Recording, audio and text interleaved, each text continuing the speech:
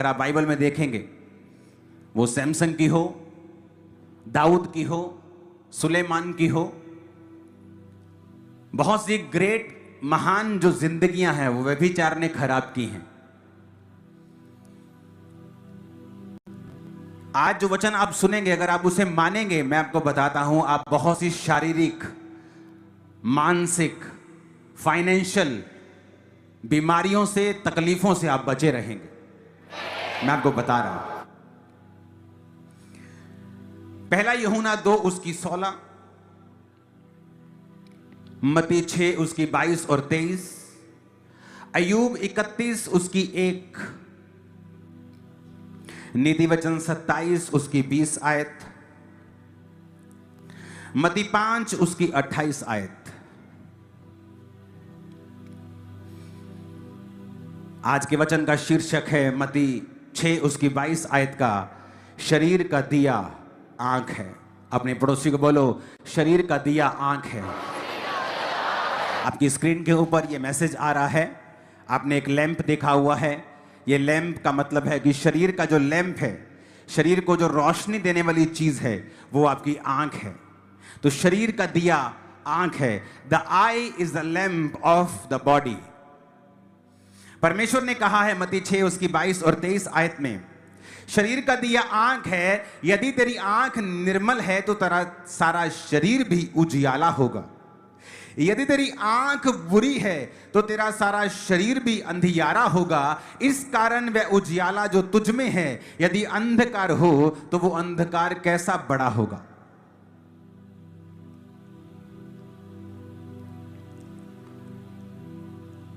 एक औरत को मैं जानता हूं जो उम्र में मुझसे थोड़ी सी बड़ी थी। जब हम मसीह में आए तो वो भी एक लड़की थी और मैं भी एक लड़का था, तब परमेश्वर में आए। मैं आपको बताता हूं कितना सीरियस है आंखों को कंट्रोल में ना करना।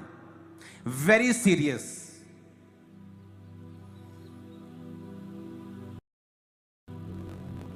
तो एक जन,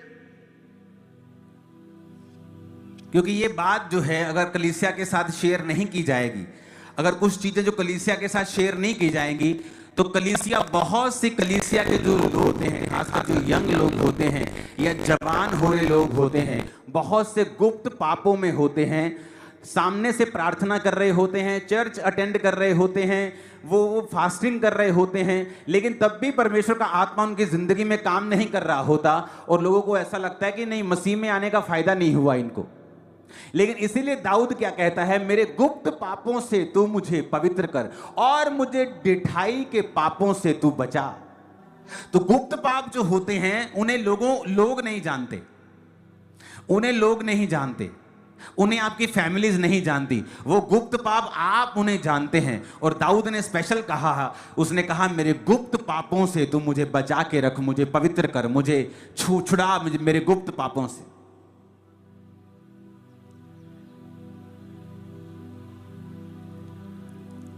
आंख आपकी लाइफ में आशीष लेके आ सकती है, आंख आपकी लाइफ में श्राप लेके आ सकती है। एक दिन मैं उस औरत के लिए प्रार्थना कर रहा था, क्योंकि उसकी लाइफ में ना एक कर्स काम कर रहा है। तो मैं बड़ा अंदर से कई बार जब पुराने लोगों के बारे में सोचता हूं तो मैं कई बार उनके लिए प्रार्थना करने लगता हूं कि परमेश्वर उनके लाइफ में ये कर्स क्यों है, अभी तक ये बीमारी क्यों है, ये चीजें उनकी लाइफ में क्यों काम कर रही हैं। तो कई बार मैं प्रार्थना करता हूं। एक दिन मैं प्रार्थना कर रहा हूं और परमेश्वर ने मुझे एक कन्फेशन याद करवाया। उस लड़की का कन्फेशन ये था कि जब उसके माता पिता रात को सो जाते थे और प्यार करते थे आपस में, अब मैरिड लोग इस बात को समझ जाना, तो वो लड़की चुप चुप के अपने माता और पिता को देखा करती थी। उनके माता और पिता को पता नहीं था कि हमारी लड़की हमें इस नंगी हालत में देखती है, लेकिन उनको मालूम नहीं था। पर वो छोटी लड़की थी, 10-12 साल, 15 साल, 11-13 साल ऐसी उम्र थी उसकी, और वो अपने माता पिता को देखती थी। और जब वो बड़ी हुई, उसको नहीं मालूम ये पाप है, अभी वो मसीह में नहीं है, लेकिन परमेश्वर में आने के बाद भी मैंने देखा उस चीज ने उसकी लाइफ को इफेक्ट किया।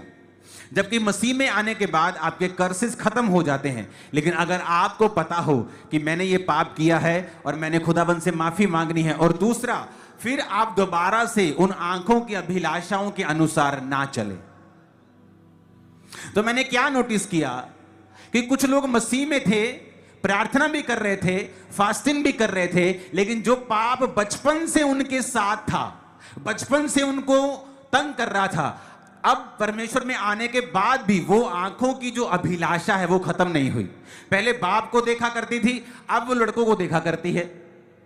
चाहे उनके साथ गलत नहीं है, लेकिन आंखों की अभिलाषा, आंखों का व्यभिचार, ये आपकी लाइफ में एक बड़ा अंधेरा और बड़ा श्राप खड़ा कर सकता है, और आपकी लाइफ में बड़ा क्वेश्चन मार्क खड़ा कर सकता है कि आप क्रिश्चियन हैं फिर भी आपकी लाइफ में ये चीजें क्यों।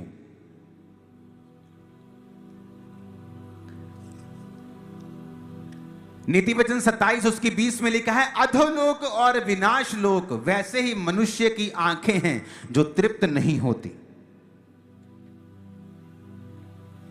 पहला यूहन्ना 2 उसकी 16 में लिखा है, जो कुछ संसार में है अर्थात शरीर की अभिलाषा, आंखों की अभिलाषा और जीविका का घमंड, वह पिता की ओर से नहीं परंतु संसार की ओर से, शैतान की ओर से है। अगर आपकी आंख आपके काबू में नहीं है, आपका शरीर आपके काबू में नहीं हो सकता। जीसस ने कहा, यदि तेरी आंख निर्मल है, तेरा शरीर उजियाला है। यदि तेरी आंख बुरी है, तो वो अंधकार जो तेरे जीवन में होगा, सोच कितना बड़ा होगा।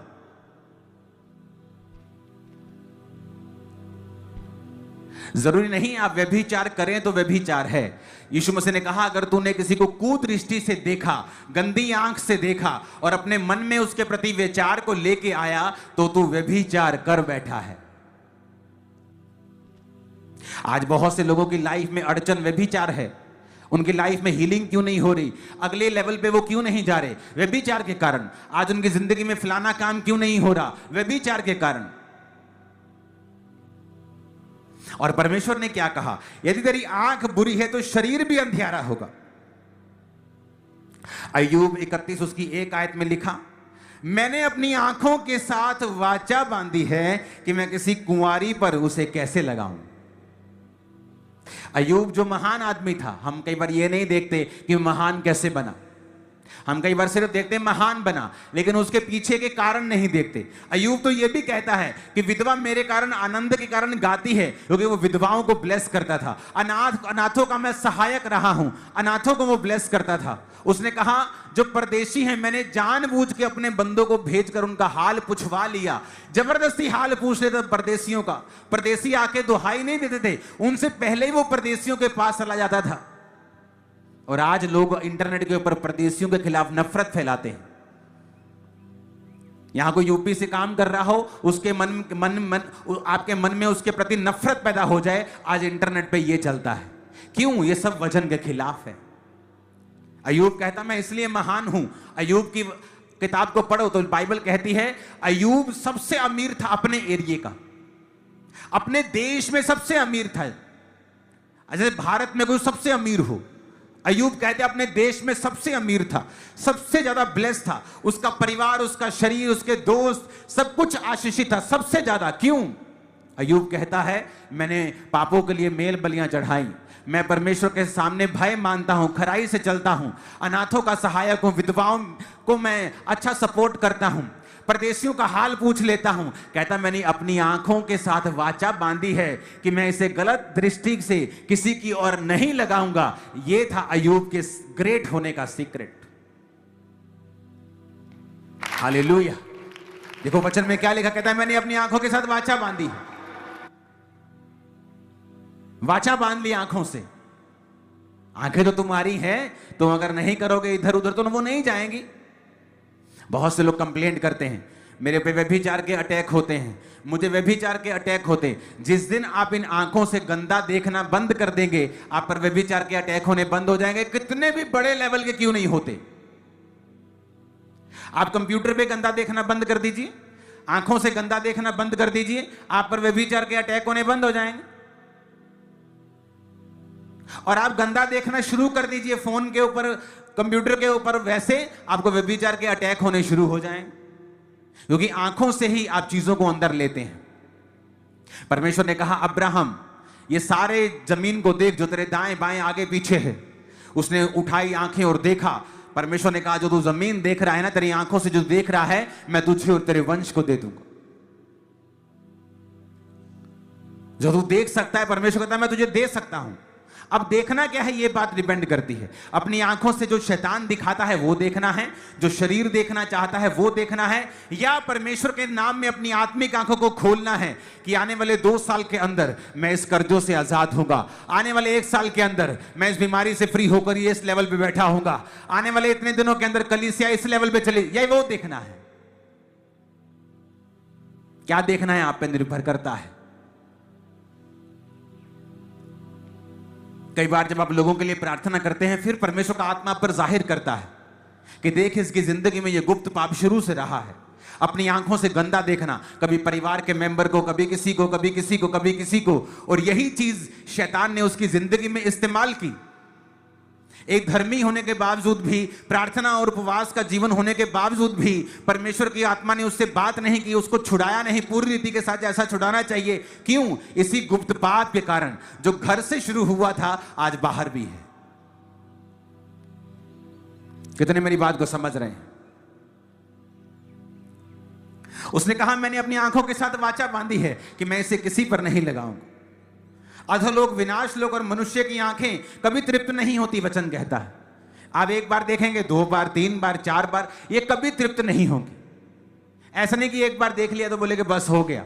बार बार जितना आप उसे देखते जाएंगे, अभिलाषा उतनी बढ़ती जाएगी, शैतान का काम उतना बढ़ता जाएगा, और जितना आप इसे कंट्रोल करते जाएंगे, आपकी लाइफ में उतना ही परमेश्वर का काम होता जाएगा, उतना ही जीवन में कंट्रोल आता जाएगा, चीजें बस में आनी शुरू हो जाएंगी।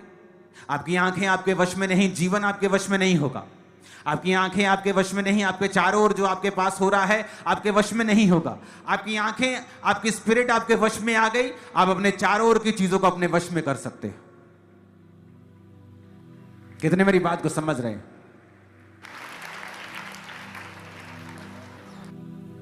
होना क्या चाहिए? होना तो यह चाहिए कि जब एक सेवकाई 500 लोगों की होती है तो पास्टर उसे अच्छे से कंट्रोल कर सकता है, क्योंकि 500 लोग हैं, वो उन्हें जानता है, समझता है, उनके पास बैठ सकता है, प्रार्थना कर सकता है। लेकिन आप कभी भी किसी स्पिरिचुअल आदमी की गवाही सुनेंगे तो वो आपको ये कहता हुआ मिलेगा कि जब मेरे पास 1000 लोग थे तब सेवकाई मुश्किल थी, लेकिन अब मेरे पास जब 4 लाख लोग हैं सेवकाई आसान है। ऐसा क्यों? ज्यादा लोगों को आसान कैसे हो गई? क्योंकि आप परमेश्वर में बढ़ते जाते हैं, उसकी ग्रेस में बढ़ते जाते हैं। अब अपनी लाइफ में अपने आप को, अपनी आंखों को, अपनी चीजों को कंट्रोल में लाना सीखते हैं, आप परमेश्वर में बढ़ते हैं, और उसके बाद क्या होता है, जो आपके चारों ओर है वो आपके कंट्रोल में रहता है। आप उसे अपनी ताकत से कंट्रोल में नहीं कर सकते, मैं आपको बता सकता हूं। आप स्टाफ रख लीजिए, आप वैसा कंट्रोल नहीं कर सकते, लेकिन जब परमेश्वर का आत्मा आपके संग होता है और उसका अनुग्रह आपके संग होता है, आप सब कुछ वो आपके आसपास जो परमेश्वर ने आपको दिया है आप उसे कंट्रोल भी कर सकते हैं, और परमेश्वर के काम में आप ब्लेस भी हो सकते हैं, ब्लेसिंग को आता हुआ भी देख सकते हैं, अपने आप को चैनल बनता हुआ ब्लेसिंग का भी देख सकते हैं। बहुत कुछ होता है।